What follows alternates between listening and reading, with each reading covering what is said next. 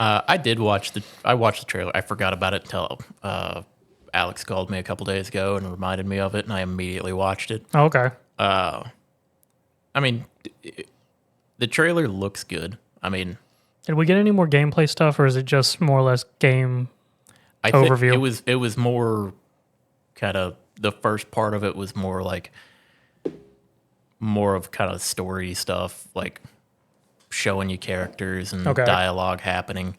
And the second part of the trailer was what got everybody excited, The cast. which was it jumping between showing you the characters and then showing you who they got to voice it. Okay.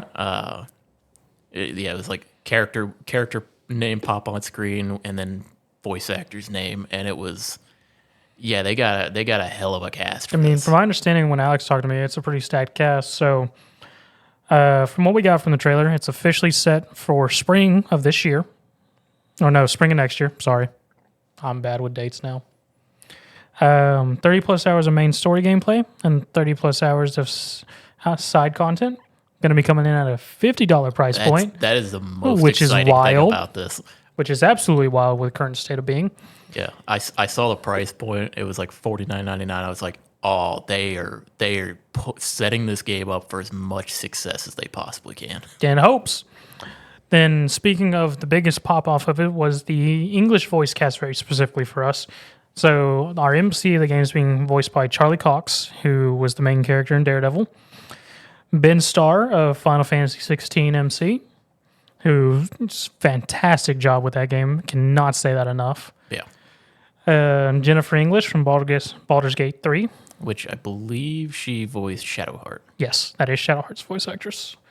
Andy Serkis, Lord of the Rings, Black Panther. That's the one that came up, and I was like, really? Yeah, no, that one's sort of wild. I'm going to be honest. That one in Charlie Cox was pretty surprising. Yeah. And we have Christy Ryder from Sandman. And then, gonna possibly butcher this one, Shala Nix from The Old Guard. Yeah. I mean, I was already sold on this game just from like the brief trailer or like same. the reveal trailer we got from it from months ago. Yeah. It was already like potentially my most anticipated game of next year. This cast list comes out and you go, okay, so not only does it just look like a fantastic game, we're going to have one of the best Exceptional voice acted acting. games that's going to come out.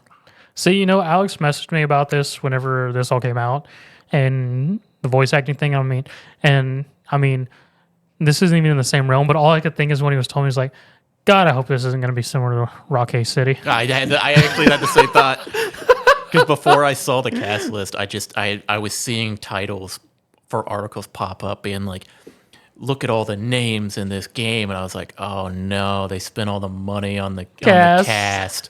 But then it's like the little bit that we do see, it's like, no, this looks like it's going to be an incredible game. Which I believe we did get a little bit of gameplay stuff, but it was that trailer was much more. Look at our cast.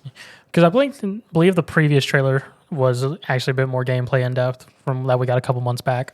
But I'm saying with you, since it was announced back at Game Awards, wasn't it? I believe so. The concept of it has seemed fantastic. The overall aesthetic and setting of the world looks fantastic. The bit of story we have of knowledge looks absolutely fantastic. I'm going to be honest. In terms of when I think of it, looks to me almost like a Elden Ring art style RPG. Similar aesthetics in my mind. Yeah, I would say until you start seeing some of the stuff like effects that happen in combat, then outside of that, I can see where you're coming from. Yeah, just based off the original trailer. Yeah. Actually going into the gameplay and stuff, it does look significantly different and fantastic. I'm still very much curious about the whole quick action combat we've seen and stuff like that, because that's still my biggest thing about it is what is the actual combat and gameplay flow going to be. From the little we've seen, it looks like what I get from it is like turn-based combat with QTs. I wouldn't call it QTEs necessarily, more of timing based. Not like timing based, not necessarily like you hit an attack and it pops up, hit X button now with like a little thing that circles down. I mean, so like Paper Mario combat? You haven't played Paper Mario, I forget. Yeah, I would almost say like turn-based combat with rhythm elements for increased effects. Okay. Would be my description of it. But that's just the way my brain processes it. I mean, to be fair, overall, this game just looks fantastic, and just them releasing the voice actors for this game that, as of now, for the main set of casts we're going to be running with, just continues to add on how fantastic the game looks. Excuse me. And yeah, that's just as far as we're aware, just the main part of the cast. Who knows what other names they have behind other characters and whatnot they haven't revealed yet. Yeah. Well, I have a feeling that like if this should be the game that like as we get closer to the release, this should be a game that gets its like a showcase built around it. I would hope so, depending on how. I mean, as it says, we're looking at a 60+ hour game, give or take. So I mean, it's not first party, right? I don't believe so. I don't believe it is either. So I mean, I would find it hard that we're going to get a showcase unless the developers themselves choose to do one, like a freelance one. Well, it's that, or I mean, it could be one of those where like a Summer Game Fest or a Game Awards or something like that, a showcase is kind of there, and it could be like the capstone. This is the big thing that everybody's looking for. This is the big reason for the showcase. I gotcha. Type thing. Like there should be a showcase done by someone where this takes a focal point. As of right now, this is the game for next year that it's like, well, the game that's not GTA. That should be like, this is the big keystone thing that everybody should be paying attention to. Yes.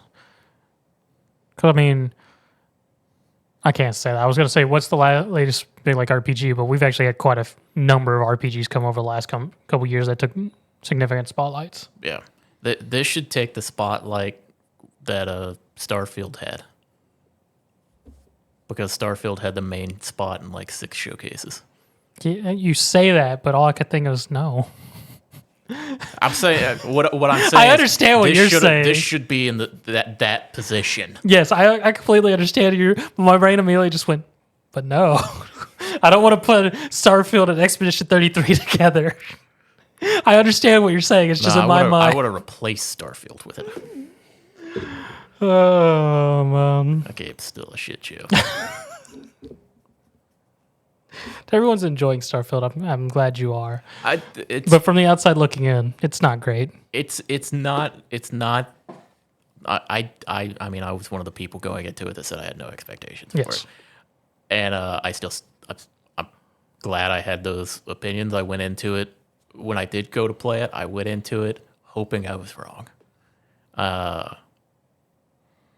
But yeah, for people that are enjoying it, it's good on you. Everybody should have that game they enjoy. And like I said, I have a feeling that in 2 to 3 years, Starfield is going to be a fantastic game. I don't know, man. I didn't even get through the opening of it. Well, that's what I said. It's like they're going to sit on it. It's like they're going to continue to update this game. They've said they're going to update this game for years. Well, no, I just mean it may not be for me because I'm being honest. When I started playing Starfield, I didn't get past the initial opening scene of the attack on the base because it finished and I immediately went, I don't know why I'm playing this. Yeah. Well, I'm hopeful that enough that they spend the time on it to make you have the desire to want to play the game again. I'm fully hoping that, or fully expecting that, like I said, 2 years from now, like I'll look at Starfield and go, I need to go back and play that game, and actually go back and play it and have a great time. And hopefully that you're able to have that. I'm hoping that happens. I'm expecting it to happen. As of right now, no. I have no desire to go back to the game. That's fair. Well, got anything else for Expedition 33? No, I just wait. Look, I mean, I know we just got some information, but I'm looking for I'm looking forward to the in-depth Oh, most definitely. showcase of it. Whenever, we get a full in-depth gameplay flow, and all that fun stuff that I'm personally looking forward to. And then hopefully more exposition on the exact story and what our crew will be going through. Yeah, it's funny because I think I'm actually more excited to see that than the gameplay. You know what's funny? Because of the whole setting of the story of Expedition 33, all I can think of is, which I hope they'll put in somewhere as there's flavor text somewhere, is like, what age year was it that finally decided, hey, we need to go figure out what this is and stop it? What age year do you think that was? I don't know. I can only imagine that's going to be in there. I would very much hope so for just lore and historic sakes, because all we know is it's at least been going since 36, and I assume a little bit before that. But what number did it start? Did it start at like 100 and then start clocking down? Because I could see for like the first maybe 5 or 6 years, people don't pay attention of these people that are disappearing who are old and at that great big age of over 90. So at what age do you think the expedition actually started? Because I would feel like maybe like 90, maybe early 80s, but hopefully wouldn't send those old people. Yeah, it would take a few years where they're like, wait a second, we got to look into this. It's like, what's happening to all these people? Yeah, I very much hope that it's a game that like they don't necessarily try to bombard you with some of that information. I would love some of that to be like, say you're exploring a house or a library or something, you come across some text or something. Oh yeah, that like a previous expedition or something. Yeah, like a previous expedition. Like it's not necessarily in your. Some of it's going to be in your face. Yeah, that's going to be the nature of the game. But I'd love for a lot of that detail to just be like, you search a bookcase and some text pops up on screen, and it's like the lore that's there for if you want to read it. Yeah, I'm very much. This is one of those few RPG games where I'll be actually very excited to actually stop and pick up little bits of lore throughout the game. Yeah, I'll be very happy if that's the case. Yes.